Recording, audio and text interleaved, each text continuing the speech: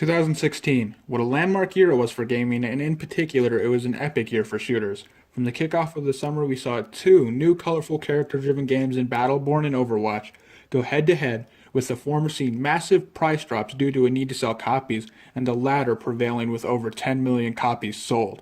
The much-anticipated Tom Clancy's The Division saw its release, and player counts quickly dwindled, likely due from the faulty launch and lack of content.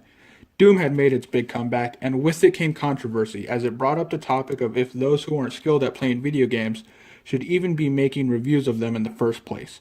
Gears of War came in the early months of fall and offered a more refined yet familiar experience from the previous four titles. The hype train for Battlefield 1 had finally arrived, and took us into the yet undiscovered time period in World War I, while delivering the same action-packed experience we come to know from Battlefield. 1 week later, Titanfall 2 saw its release to critical acclaim, but the sales did not reflect all the positive reviews. Then 1 week later, the least purchased and most hated game in the Call of Duty series, Infinite Warfare, hit store shelves alongside the much better and more liked Call of Duty 4 Remastered. I've gotten a chance to play every single one of these shooters, and my list from best to worst will now show up on the screen. But while if you had to ask me what the best shooter released this year is, I would absolutely say the brilliant Titanfall 2. But when it comes down to a game that I truly got to experience for the first time this year, and really got myself immersed into, a game that I truly believe is the best shooter I've played all year, and the shooter game that I played the most of this year, well, let's just go ahead and reveal what my favorite shooter of 2016 really is.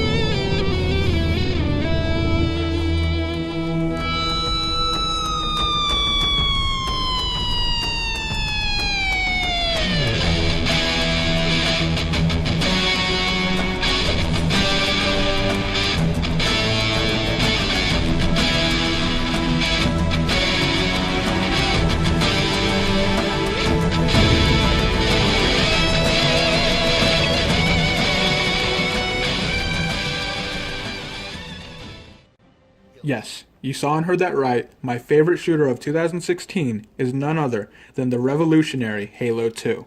While I had played Halo 2 before getting my hands on the Master Chief Collection, it was never enough to actually know what the game was all about. I was introduced to the Halo franchise with the third installment in 2009, and had previously only played a PC demo of Halo 2 that me and all my friends in middle school would trade onto each other's computers, and had also played a few hours of it at my friend's house on my original Xbox. But other than that, up until 2016, I was still very much in the dark of the true brilliance of Halo 2. Before I get into the real reasoning as to why I personally fell in love with the game in the year 2016, we should first cover the most polarizing subject of the game, the single-player campaign. To start off, I did really enjoy the single-player campaign, and think it is the second best single-player campaign in the Bungie trilogy, only second to the great Halo 3 story. It does arguably have the worst beginning in the original 3 games, and most definitely has the worst ending of any main series Halo game. Another point of contention among Halo fans is the side story of the Arbiter, how he was introduced, and just having to play as him in general. I personally find nothing wrong with playing as a different character than the Master Chief in Halo games, and while I enjoy the missions featuring the Arbiter, they can be a stick in the mud at times, but I personally do enjoy his character introduction in the game.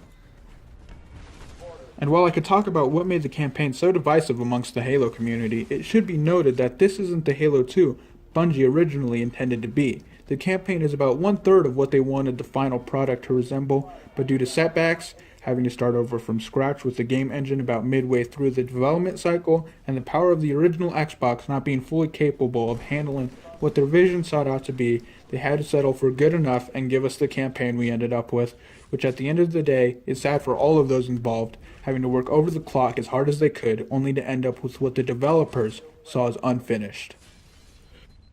I could talk about Halo 2's campaign for another hour, but while good, it's not the reason why I fell in love with Halo 2 and crowned it my favorite shooter of 2016.